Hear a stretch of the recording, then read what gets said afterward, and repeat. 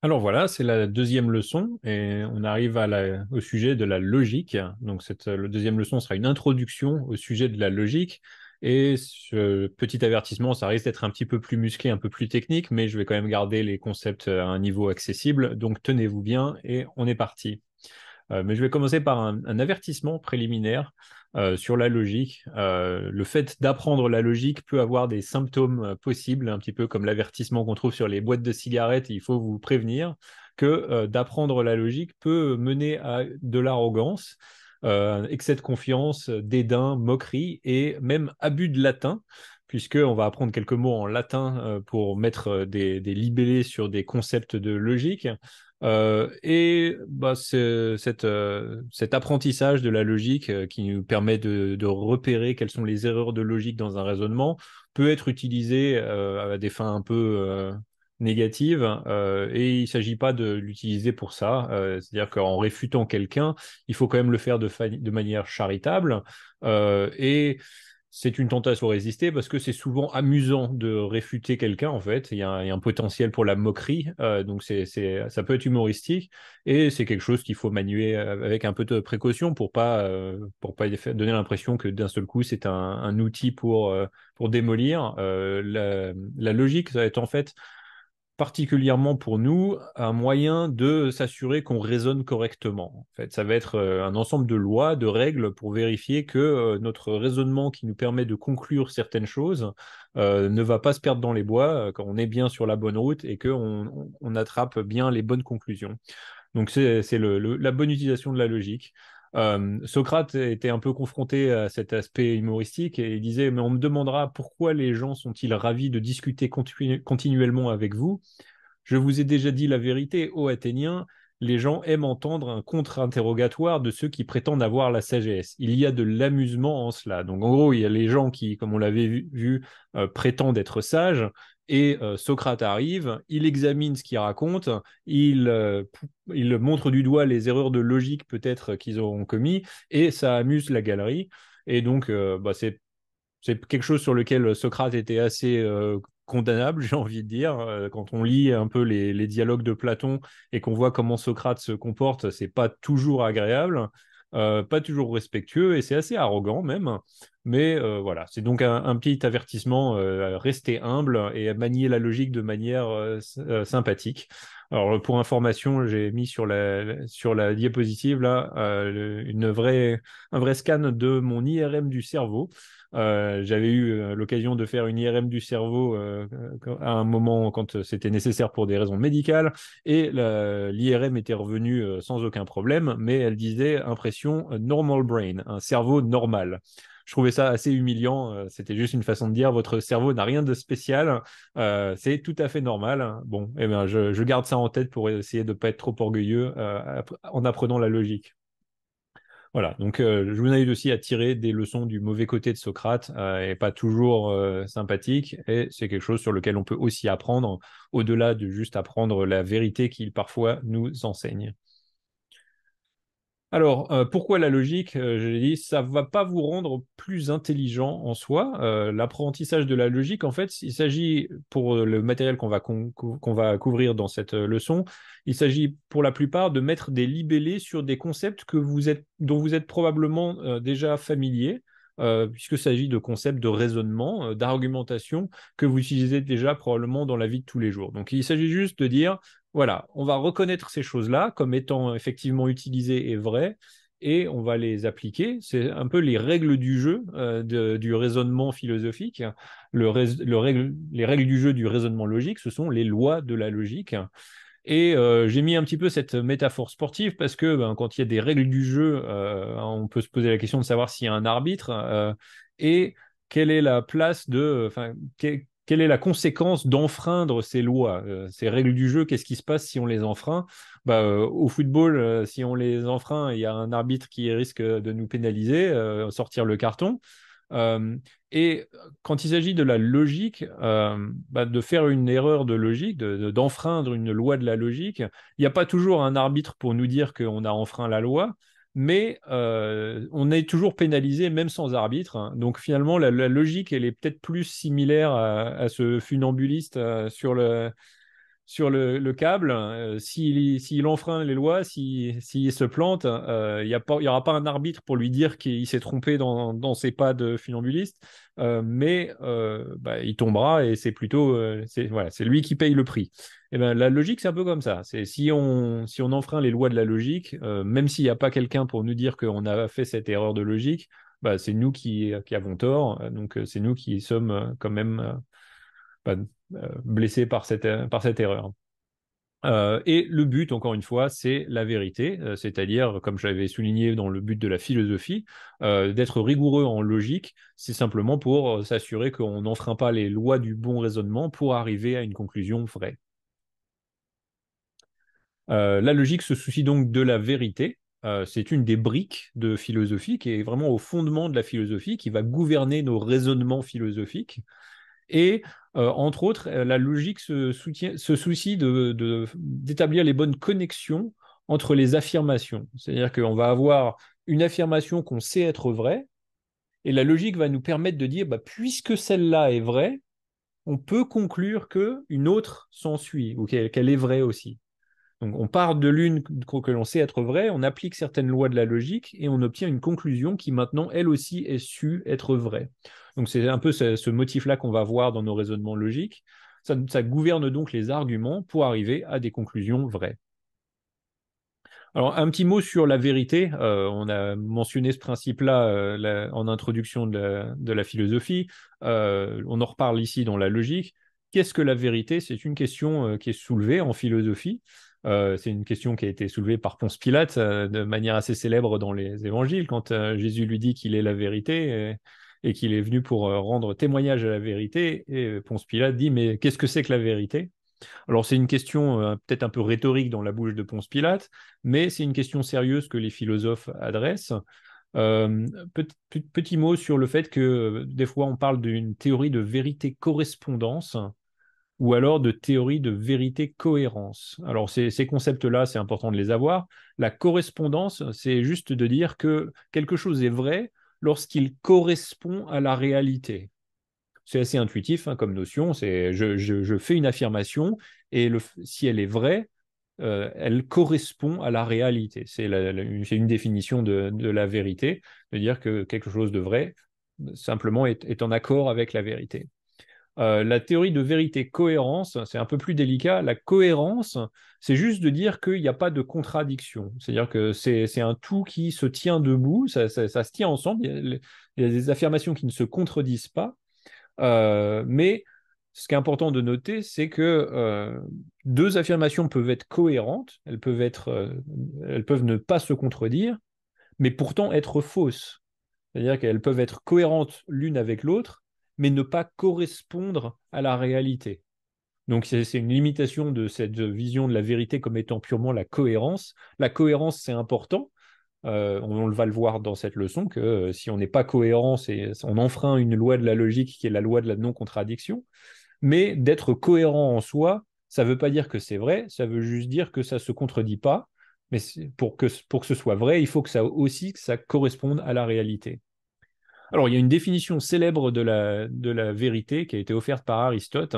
Alors, c'est un petit peu une phrase difficile à prononcer, et puis c'est un peu pour embrouiller tout le monde, mais c'est en fin de compte pas si difficile que ça, c'est assez intuitif, donc on va la regarder ensemble. Cette définition d'Aristote dans son livre Métaphysique, il dit de dire de ce qui est qu'il est, ou de ce qui n'est pas qu'il n'est pas, c'est le vrai.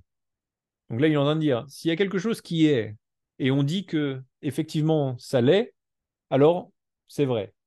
Ou alors s'il y a quelque chose qui n'est pas et qu'on dit qu'il n'est pas, c'est vrai aussi.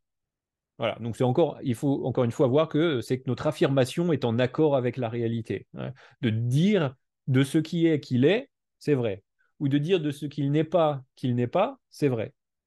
Et à l'opposé, c'est si dire de ce qui est qu'il n'est pas, ou de ce qui n'est pas qu'il est, c'est le faux. Voilà. Bon, encore une fois, c'est une façon de le mettre pour rendre un peu étudiants fous sur la formulation, mais c'est simplement pour dire, voilà, quand quelque chose est vrai et qu'on dit que c'est vrai, on a raison. Quand quelque chose est vrai et qu'on dit que c'est faux, on a tort. Et quand quelque chose est faux et qu'on dit que c'est vrai, on a tort aussi. Voilà. Donc c'est en fait assez intuitif, hein, et encore une fois, on n'est pas forcément besoin d'un cours de philosophie pour s'en rendre compte. Je vais vous montrer que vous avez cette notion du vrai et du faux complètement de manière intuitive. J'ai quelques affirmations là et voyons ensemble, est-ce que c'est vrai ou faux? Euh, Vous êtes devant un écran. C'est vrai, oui, puisque vous êtes en train de prendre cette formation-là sur une vidéo, donc vous êtes devant un écran. Nous sommes au 21e siècle. C'est vrai. Je suis né en France. Alors ça, vous le savez ou vous le savez pas, je vous l'ai dit la dernière fois, je crois, donc c'est vrai. Je porte actuellement une perruque blonde. Bah, ça, c'est faux, vous pouvez le voir. L'accélération de la gravité sur la Terre est environ de 9,8 mètres par seconde au carré. Alors pour ceux qui n'ont pas fait suffisamment de physique, je vous le confirme, oui, c'est vrai, c'est environ de ça. Alors ça nous montre bien qu'une phrase, une phrase est vraie ou fausse, indépendamment de savoir si on sait la réponse, d'accord? Qu'on le sache ou pas, c'est pas ça qui détermine savoir si c'est vrai, ce qui est purement si ça correspond à la réalité. Donc là, même si vous ne le saviez pas que c'était 9,8 mètres par seconde environ, ben, ça reste vrai.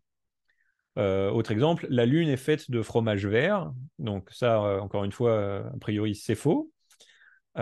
Si vous n'avez jamais suivi un cours de philosophie, vous n'y connaissez rien à la logique. Alors ça, c'est vrai ou c'est faux? Eh ben, c'est faux. J'ai essayé de vous passer ce message-là, qu'il n'y a pas besoin d'avoir pris un cours de philosophie pour connaître certains aspects de la logique. C'est reste quelque chose que vous pratiquez de manière intuitive, et donc vous savez déjà bien de ces choses-là. Enfin, un pont est une structure qui porte une route au-dessus d'une rivière ou un obstacle similaire. Vrai ou faux? C'est vrai, hein, c'est ça, un pont, c'est une structure qui porte une route au-dessus d'une rivière ou un obstacle similaire. Et enfin, un pont est un court passage de transition entre deux sections d'une chanson. Bah, c'est vrai aussi. Alors là, on voit encore une fois le concept d'équivocation que j'avais mentionné, c'est-à-dire qu'on utilise le même mot, là, un pont, mais avec deux significations différentes, deux sens différents. Donc les deux propositions, les deux phrases ici sont vraies. C'est juste qu'on définit le mot pont de deux manières différentes dans deux contextes différents. Voilà, donc le concept du vrai et du faux, je ne m'éternise pas, ça devrait être très clair pour tout le monde. Ensuite, on va parler de propositions. J'ai déjà mentionné ce mot-là quelques fois. Des propositions sont des porteuses de vérité.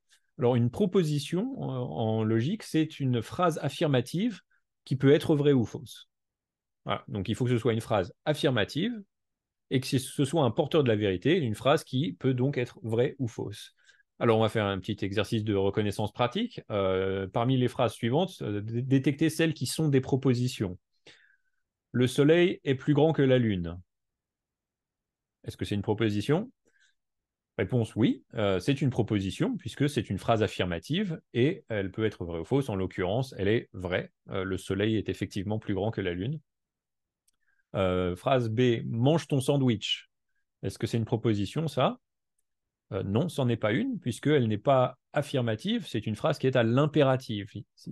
C'est mange ton sandwich, c'est un impératif, on demande à quelqu'un de manger le sandwich, c'est pas quelque chose qui est vrai ou faux. En revanche, juste derrière, je t'ai dit de manger ton sandwich, ça, c'est une proposition. Alors, nous, effectivement, le sentiment est le même, hein. Quand on dit à quelqu'un mange ton sandwich et qu'ensuite on lui a dit mais je t'ai dit de manger ton sandwich, on est en train de lui dire, de lui répéter qu'il faut qu'il mange son sandwich.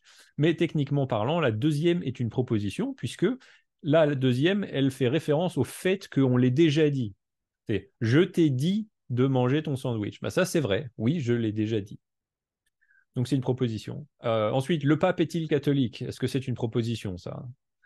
Non, c'est pas une proposition, puisqu'il s'agit d'une question, donc c'est pas une phrase affirmative. Cette formation se termine par une croisière dans les Bahamas. Est-ce que c'est une proposition? Oui, c'est une proposition. Alors en l'occurrence, c'est une proposition qui est fausse, hein. Je suis navré de vous l'annoncer. On ne terminera pas cette formation par une croisière dans les Bahamas, mais donc c'est bien une proposition puisqu'il s'agit d'une phrase affirmative et qui est fausse. Ensuite, la formule mathématique 2 plus 2 égale 4. Alors, il y a un peu un piège, hein, c'est un peu différent. Est-ce que c'est une proposition, ça? 2 plus 2 égale 4? Eh bien, oui. puisqu'on écrit la phrase avec des symboles mathématiques, mais c'est une affirmation. C'est l'affirmation qu'il est vrai que 2 plus 2 égale 4.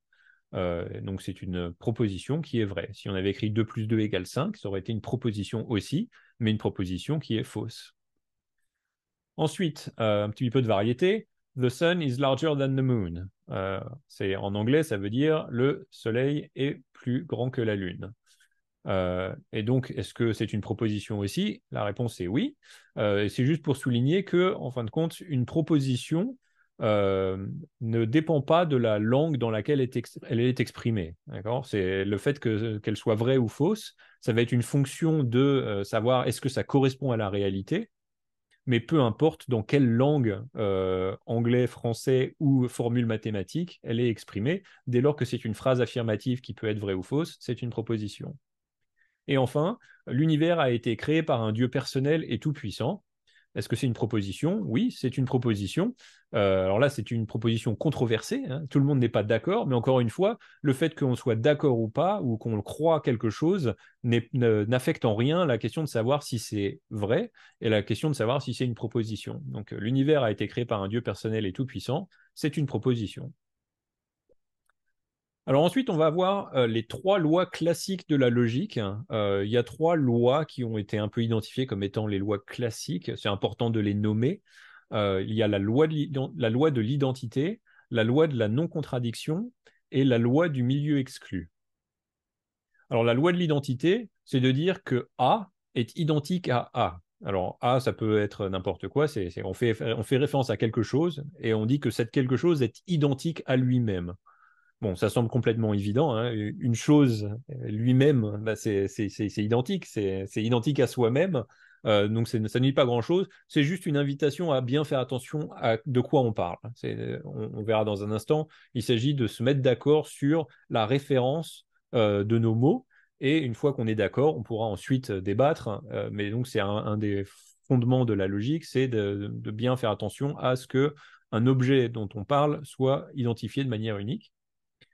La loi de la non-contradiction, elle dit que P, alors là, il s'agit d'une proposition, P, et non P, donc la négation de P, ne peuvent pas être toutes les deux vraies. Donc, si elles se contredisent, elles ne peuvent pas toutes les deux être vraies.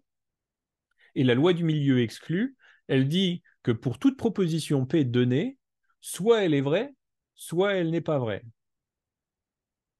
Alors, soit P est vrai, soit non P est vrai. Et que quand on a une proposition, bah, il y a forcément un des deux côtés, vrai ou faux, P ou non P, qui est vrai. Et il n'y a pas de milieu entre les deux. Il n'y a pas de juste milieu sur la vérité d'une proposition comme ça. Donc voilà les 3 lois classiques. On peut dire un petit peu plus rapidement sur chacune d'entre elles. Donc la loi de l'identité, une chose est identique à elle-même. On peut ajouter une autre façon de dire un peu la même chose, c'est que si A a toutes les mêmes propriétés que B, alors A est B. Donc quand on parle de 2 choses, on va examiner leurs propriétés pour les comparer, et si elles ont toutes leurs propriétés qui sont identiques, ça veut dire qu'en fait on est en train de parler de la même chose. Donc A et B en fait étaient juste 2 noms différents pour parler de la même chose.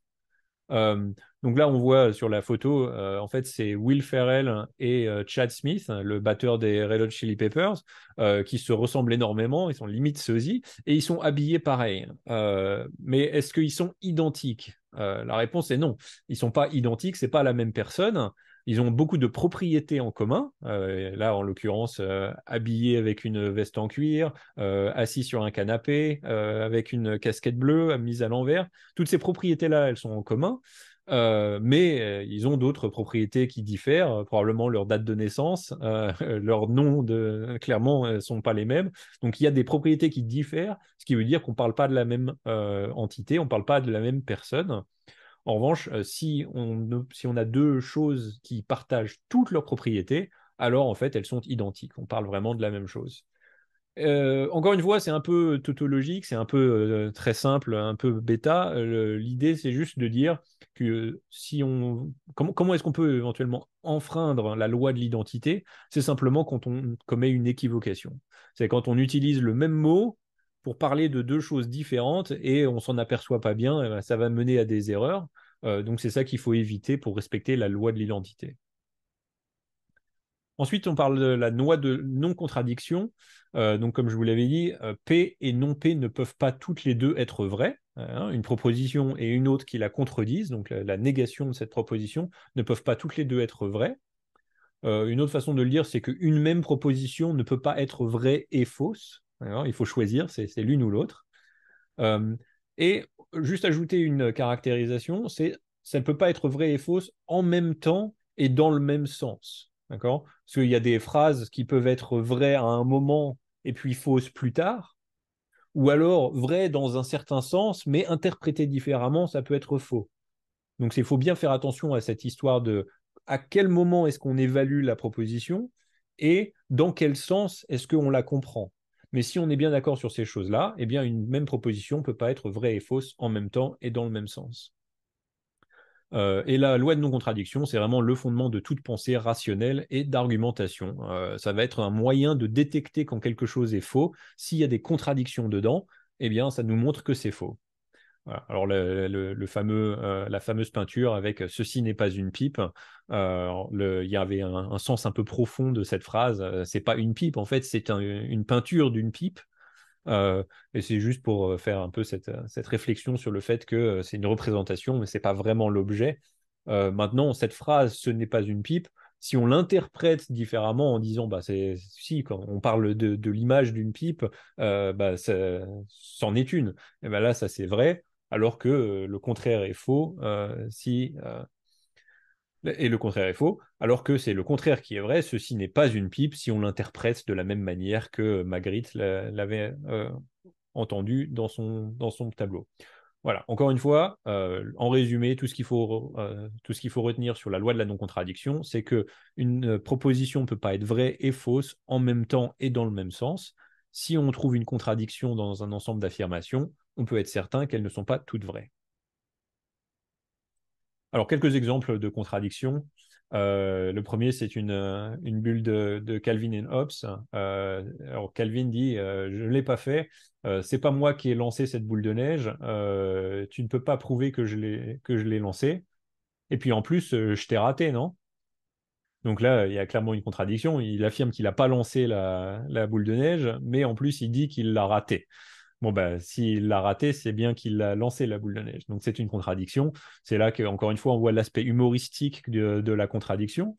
Et puis, ben, on peut conclure que les deux propositions ne peuvent pas être vraies toutes les deux. En l'occurrence, on pense que c'est la deuxième qui est vraie, il l'a ratée, et celle qui est fausse, c'est sa négation de l'avoir lancée. Ensuite, il y a le symbole de signalisation, non, le panneau de signalisation, n'entrez pas ou enter only, ne faites que rentrer. On ne peut pas faire les deux. Hein, on ne peut pas entrer et ne pas entrer en même temps et dans le même sens. Une autre contradiction que je trouve amusante, c'est dans les paroles d'une chanson de Justin Bieber qui dit My mama don't like you and she likes everyone. Ma maman ne t'aime pas et elle aime tout le monde. Ouais, bah, c'est cohérent ça? Ah bah non, puisque si elle t'aime pas, eh ben, c'est bien la preuve qu'elle n'aime pas tout le monde. Donc les deux ne peuvent pas être vrais dans le même sens et au même moment. Alors maintenant, évidemment, il y a la question de savoir si on l'interprète charitablement. Quand il dit ma maman ne t'aime pas et elle aime tout le monde, en fait, ce qu'il veut dire, c'est qu'elle aime presque tout le monde. Sa maman est pas difficile et donc elle aime presque tout le monde et pourtant, toi, elle ne t'aime pas. Voilà. Là, ça devient cohérent maintenant, mais un peu moins artistique peut-être. Bref, il faut interpréter une affirmation avec un peu de charité et c'est ce qu'on fait avec Justin Bieber comme avec quelqu'un d'autre. Ensuite, il y a une pierre qui dit Nothing is written in stone, rien n'est écrit dans la pierre. Alors, c'est incohérent, hein, c'est une contradiction, puisque on a au moins un exemple de quelque chose qui est écrit dans la pierre, à savoir cette phrase qui dit que rien n'est écrit dans la pierre. Ensuite, il y a Garfield qui nous dit que good morning, bonjour ou bon matin, c'est une contradiction dans les termes, puisque un matin ne peut pas être bon par définition. Bon, là, effectivement, c'est pas vraiment une contradiction, puisqu'on peut imaginer le concept cohérent d'un matin qui est bon, mais Garfield vous dit que ça n'existe pas. Enfin, sur les contradictions, il y a ce puzzle un peu standard sur l'omnipotence de Dieu qui demande est-ce que Dieu peut créer un rocher si lourd que même lui ne puisse pas le soulever? Et c'est supposé être un peu un puzzle sur l'omnipotence, hein, qui dit bon, bah, si Dieu est tout puissant, est-ce qu'il peut créer ça? Bon, bah, s'il ne peut pas créer ça, il n'est pas tout puissant, mais s'il peut créer ce rocher et qu'il ne peut pas le soulever, bah, à ce moment-là, s'il ne peut pas le soulever, il n'est pas tout puissant. La réponse, c'est que non, Dieu ne peut pas créer un rocher si lourd que même lui ne puisse pas le soulever, puisque c'est un concept incohérent. Il y a une contradiction dans les termes ici, puisque c'est logiquement impossible d'avoir à la fois un être omnipotent et un objet qu'il ne puisse pas soulever. Donc, ce n'est pas une négation de l'omnipotence de Dieu de dire qu'il ne peut pas créer cet objet incohérent. Il y a une contradiction en plein milieu de ce concept. Donc voilà pour les contradictions. Passons à la loi du milieu exclu. Donc la loi du milieu exclu, elle disait que pour toute proposition P, soit P est vrai, soit non P est vrai. Donc encore une fois, c'est dire, il n'y a pas de milieu, c'est P ou non P, vrai ou faux. Le concept similaire, c'est la loi d'ambivalence qui formule un petit peu la même intuition, qui dit pour toute proposition P, soit P est vrai, soit P est fausse. Euh, En gros, ça nous permet de formuler des arguments sous la forme de dilemme, de dire bah, on a une affirmation, elle est soit vraie, soit fausse, et il n'y a pas d'alternative. Et ensuite, bah, sur chacune de ces branches, on peut voir qu'est-ce qui s'ensuit. Donc on peut dire, considérons cette affirmation. Si elle est vraie, voilà ce qui se passe. Si elle est fausse, voilà ce qui se passe. Et alors là, on peut conclure sur ce qui se passe en vrai. Et on peut ensuite dire qu'il n'y a pas d'autre alternative. C'était un vrai dilemme, soit l'un, soit l'autre. Donc voilà pour la loi du milieu exclu. Alors, ensuite, on veut parler des implications. C'est un concept vraiment fondamental en logique et qu'il faut vraiment attraper pour pouvoir évaluer des arguments en philosophie. Une implication, c'est de faire le passage d'une phrase, d'une proposition vraie à une autre, de dire que si l'une est vraie, alors l'autre aussi est vrai. C'est quelque chose qu'on note, hein, vous avez peut-être vu ça au lycée, peut-être en maths. Des fois, c'était expliqué. Moi, je me souviens que ces concepts-là m'avaient été expliqués par mon prof de maths plutôt que mon prof de philosophie. Je ne reviens pas sur le fait que mon prof de philo aurait dû m'expliquer ces choses-là, mais que ce n'était pas le cas. Euh, P implique Q, donc la proposition P implique la proposition Q. On dira que P est suffisant pour Q ou que Q est nécessaire pour P. Donc voilà, c'est des concepts qu'il faut vraiment attraper. Une implication, ça nous dit si P est vrai, alors Q est vrai. À ce moment-là, on dira que P est suffisante pour Q, puisque la vérité de P est suffisante pour que Q soit vrai. Et ensuite, on dira que Q est nécessaire pour P. C'est-à-dire que pour que P soit vrai, il faut que Q soit vrai. Donc Q est nécessaire pour P, P est suffisant pour Q. Donc ce concept de suffisance et de nécessité vont être très importants à attraper. Et ça va être quelque chose qu'on utilise dans nos raisonnements pour argumenter à partir de ce qu'on sait vers ce qui s'ensuit. Donc on va dire je sais que P est vrai, et en plus P implique Q. C'est-à-dire que si P est vrai, alors Q est vrai. Donc on peut conclure que Q est vrai. Donc on affirme une prémisse de départ et on raisonne vers une conclusion qui s'ensuit logiquement. C'est cette utilisation-là qu'on va faire des conditions nécessaires et suffisantes. Alors, ensuite, on peut faire un exercice, nécessaire ou suffisant. Quelle est la relation nécessaire ou suffisante entre suivre ce cours ou avoir une connexion Internet? Est-ce que l'un implique l'autre? Est-ce que l'un est suffisant pour l'autre? Est-ce que l'un est nécessaire pour l'autre? Euh, la réponse, c'est que oui. Suivre ce cours implique avoir une connexion Internet, puisque ce cours est disponible en ligne. Pour le voir, il faut avoir une connexion Internet. Donc, ce qu'on va dire, c'est que si vous suivez ce cours, alors vous avez une connexion Internet. Donc, suivre ce cours est nécessaire pour... avoir une connexion Internet est nécessaire pour suivre ce cours, et suivre ce cours est suffisant pour avoir une connexion Internet. Alors, une fois qu'on a cette relation de nécessité ou de suffisance, on peut poser la question, si Jean suit ce cours, que sait-on à son sujet? Alors, Jean, on sait qu'il suit ce cours. Est-ce qu'on peut conclure quelque chose?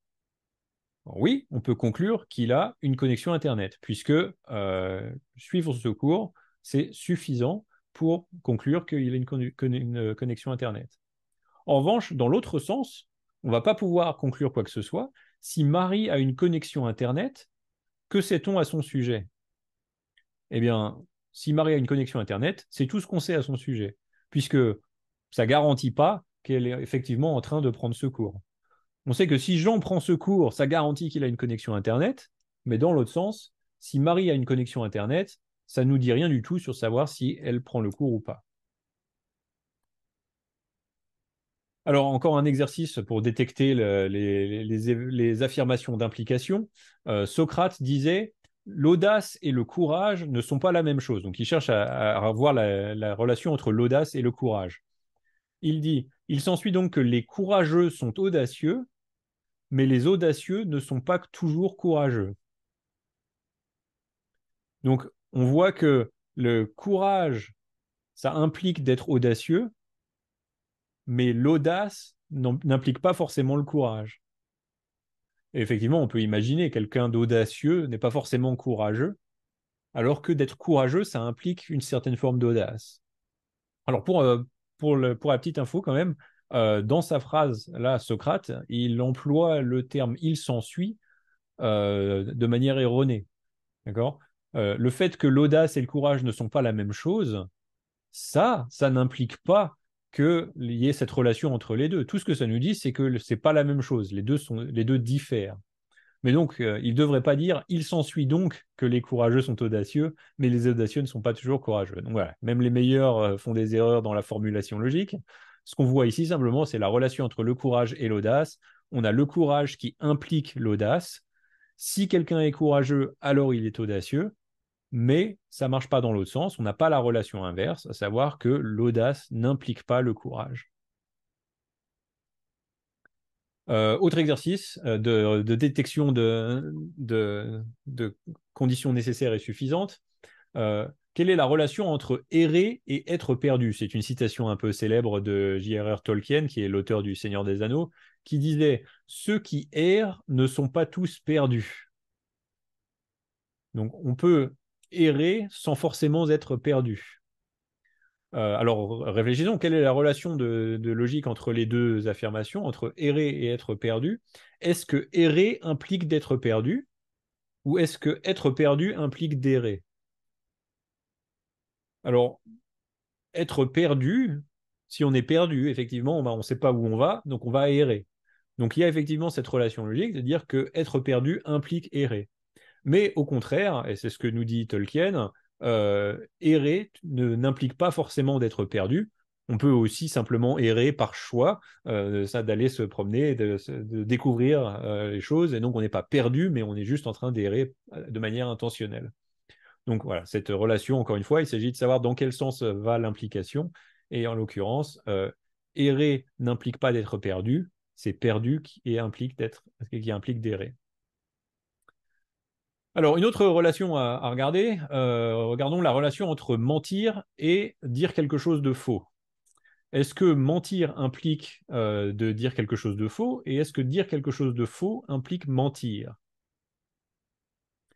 Alors, réfléchissons à ces deux sens.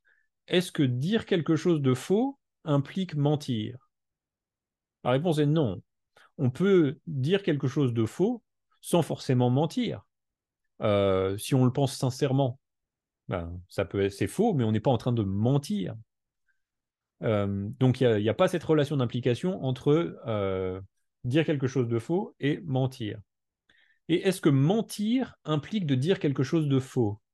Si je mens, est-ce que ce que j'ai dit est faux? Bah, plus souvent, oui, j'ai envie de dire, puisque bah, quand on ment, souvent, l'idée de mentir, c'est de dire quelque chose de faux et de prétendre que c'est vrai.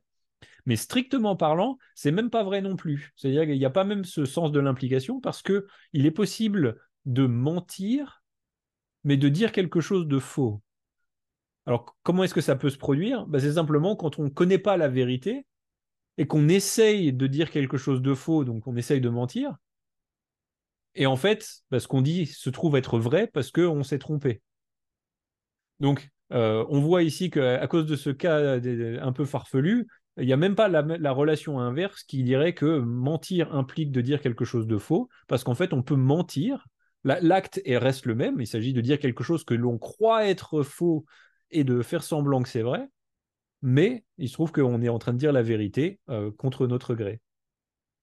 Donc voilà, c'est juste pour montrer un petit peu l'importance de la croyance et de l'intention dans la définition de mentir. Mentir, en fait, c'est pas juste une histoire de dire quelque chose qui est faux. Il faut que on croit que c'est faux, et il faut avoir aussi en plus l'intention de rendre de faire semblant que c'est vrai pour que notre interlocuteur croit que c'est vrai. Donc, si on n'a pas ces choses-là, c'est pas un mensonge. Donc, c'est peut-être aussi un avertissement pour pas crier au mensonge trop rapidement.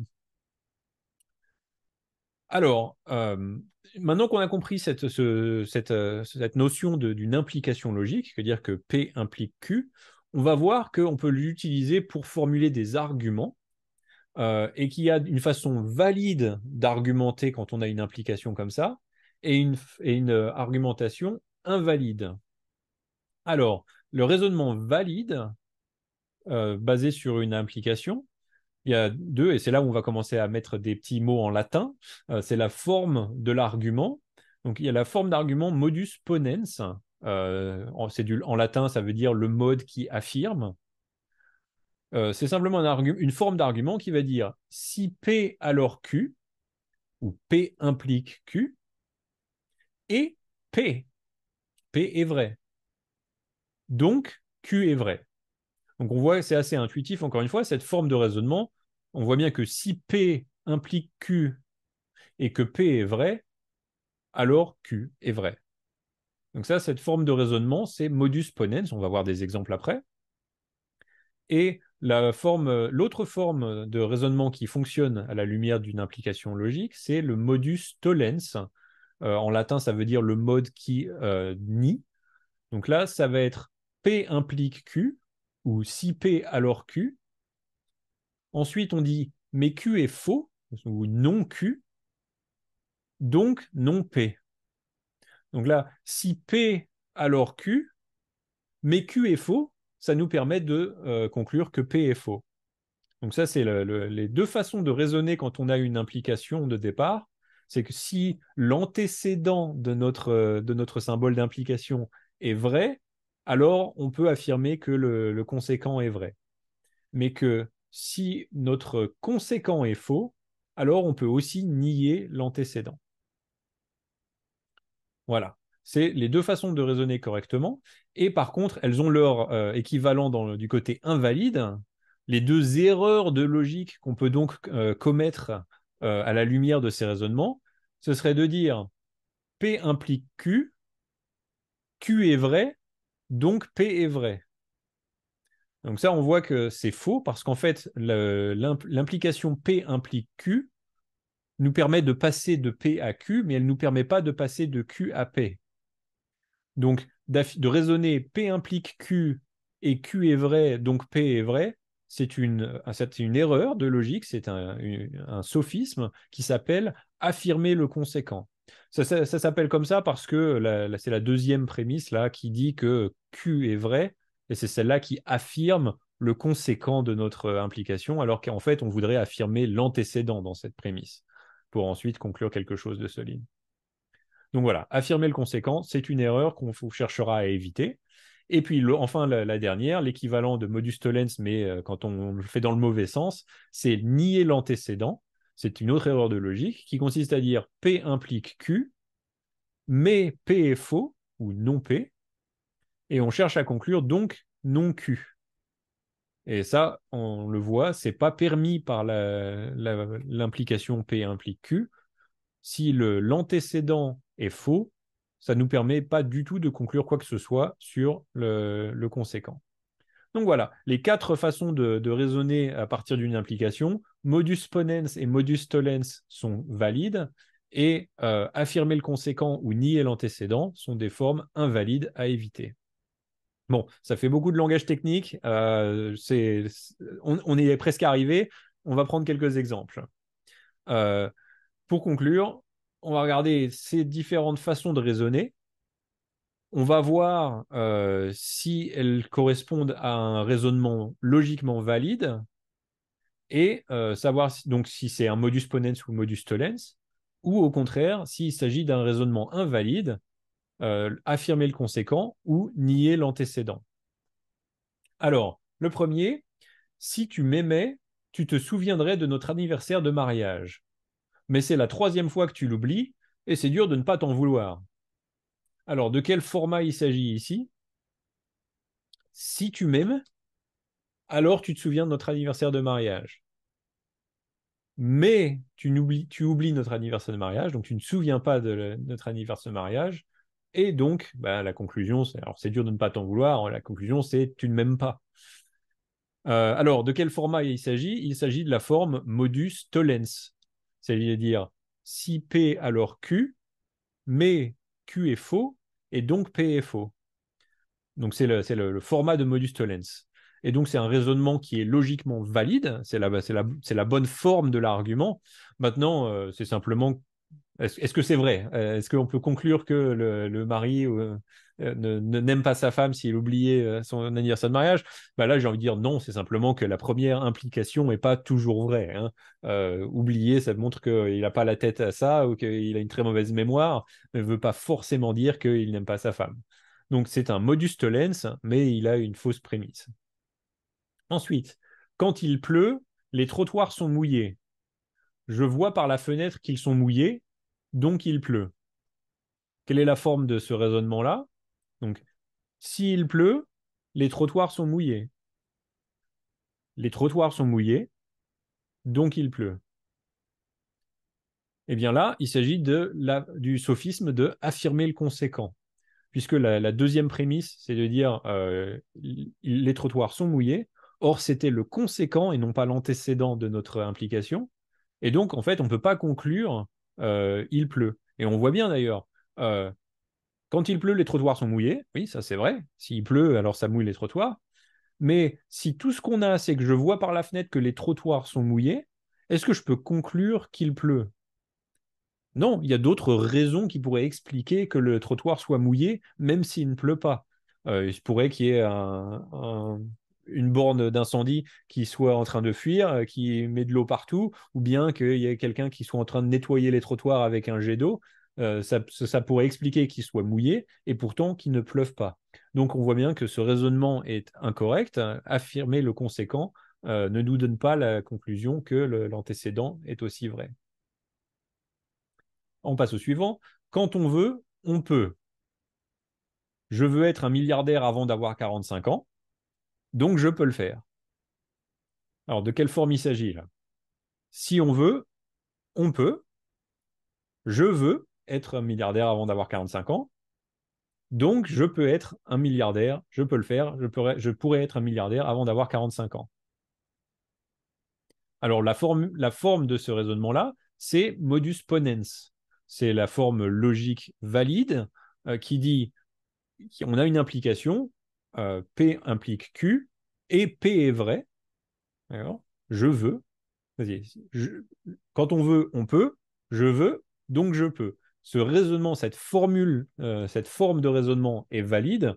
Le problème, encore une fois, c'est que c'est cette première prémisse qui est fausse, hein. C'est pas vrai que quand on veut, on peut.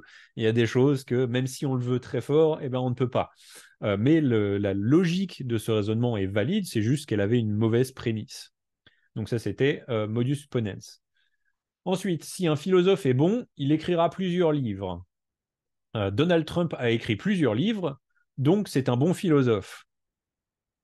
Alors, quelle est la forme de ce raisonnement-là? Si un philosophe est bon, alors il écrira plusieurs livres. Donald Trump a écrit plusieurs livres, donc c'est un bon philosophe. Alors, on voit bien qu'il y a un problème dans ce raisonnement-là, mais quel est le problème? Le problème, c'est que c'est affirmer le conséquent. Puisque dans la deuxième prémisse, on dit Donald Trump a écrit plusieurs livres. Ça, c'était le conséquent de notre implication initiale. Et donc, affirmer le conséquent ne nous permet pas d'affirmer l'antécédent en conclusion. Enfin, maman, si tu ne manges pas ta soupe, tu n'auras pas de dessert. Donc là, c'est la maman qui dit à son enfant, si tu ne manges pas ta soupe, tu n'auras pas de dessert. Et ensuite, l'enfant mange sa soupe, mais il n'a quand même pas de dessert. Alors, comment est-ce qu'on réfléchit à cette situation-là? En gros, l'argument, ça aurait été de dire, bon, bah, si je mange ma soupe, là, je vais manger ma soupe pour avoir un dessert. Et pourtant, la maman ne donne pas de dessert. Bon, on aurait tendance à dire qu'elle n'est pas exactement juste, la maman, mais strictement parlant, en termes de logique, l'argument, ça aurait été un sophisme de dire que le dessert s'ensuit d'avoir mangé sa soupe. Parce que, en fait, il s'agit du sophisme de nier l'antécédent. Si tu ne manges pas ta soupe, tu n'auras pas de dessert. Donc tout ce que ça nous dit, c'est que s'il ne mange pas sa soupe, eh bien, il n'aura pas de dessert. Mais ça ne nous dit pas dans l'autre sens, est-ce que s'il mange sa soupe, donc quand on nie cet antécédent, est-ce que s'il mange sa soupe, est-ce que le dessert s'ensuit? Pas forcément. Donc voilà, c'est peut-être une façon un peu dure d'enseigner la logique, hein, et le sophisme de nier l'antécédent à un enfant, mais strictement parlant en termes de logique, on voit bien que l'argument ne nous donne pas que s'il mange sa soupe, alors il aura un dessert. Ensuite, les enseignants pour cette formation doivent avoir un doctorat. Je suis donc je suis un enseignant pour cette formation, donc j'ai un doctorat. Quel format cette argumentation? Euh, donc, les enseignants pour cette formation doivent avoir un doctorat. Donc, ça veut dire si quelqu'un enseigne cette formation, alors il a un doctorat. Je suis enseignant pour cette formation, donc j'ai un doctorat. Alors, de quelle forme il s'agit? Il s'agit de modus ponens. Modus ponens, puisque c'est si A, alors B, A est vrai, donc B est vrai. Donc, le problème avec cet argument, c'est simplement qu'encore une fois, il a une fausse prémisse, à savoir que ce n'est pas nécessaire d'avoir un doctorat pour enseigner cette formation. Et donc, on ne peut pas conclure que, effectivement, j'ai un doctorat juste du fait que j'enseigne cette formation. Mais c'est donc un argument là qui est valide logiquement. C'est un modus ponens, c'est une forme logique valide, mais il a une fausse prémisse et il se trouve qu'il a juste une bonne conclusion, mais c'est par chance, puisque la première prémisse était fausse.